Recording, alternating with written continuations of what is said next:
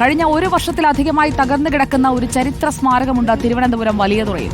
ഒരു കൂട്ടം മത്സ്യത്തൊഴിലാളികളുടെ ജീവിത ഉപാധി കൂടിയായിരുന്ന വലിയതുറ പാലം.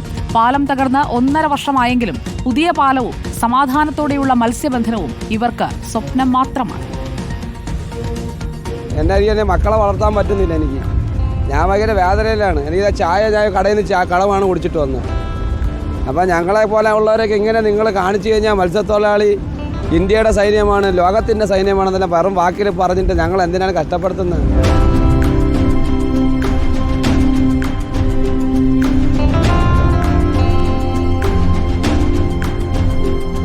മത്സ്യബന്ധനത്തെ ആശ്രയിച്ച് ജീവിക്കുന്ന വലിയ തുറക്കാർക്ക് ഇതാണ് പറയാനുള്ളത്.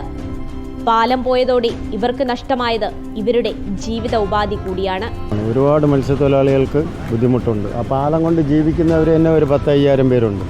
അവരെല്ലാം ഇപ്പം ബുദ്ധിമുട്ടിലാണ് കഴിയുന്നത്. മൺസൂൺ കാലത്തടക്കം പ്രക്ഷുബ്ധമായ കടലിലൂടെ മത്സ്യത്തൊഴിലാളികൾ കടലിൽ പോകുന്നത് ഈ പാലത്തെ ആശ്രയിച്ചായിരുന്നു.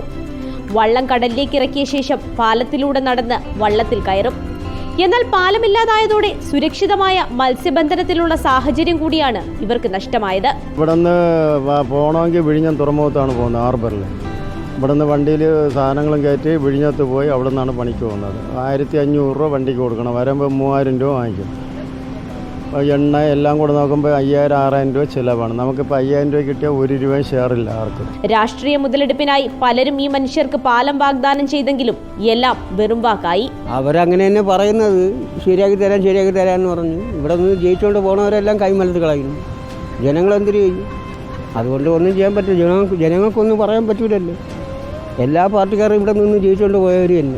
വീണ്ടും ഒരു മൺസൂൺ കാലം കൂടി വരുമ്പോൾ പുതിയ പാലവും സുരക്ഷിതമായ മത്സ്യബന്ധനം എന്ന സ്വപ്നവും ഇവർക്കകലെയാണ്. റിപ്പോർട്ടർ, തിരുവനന്തപുരം.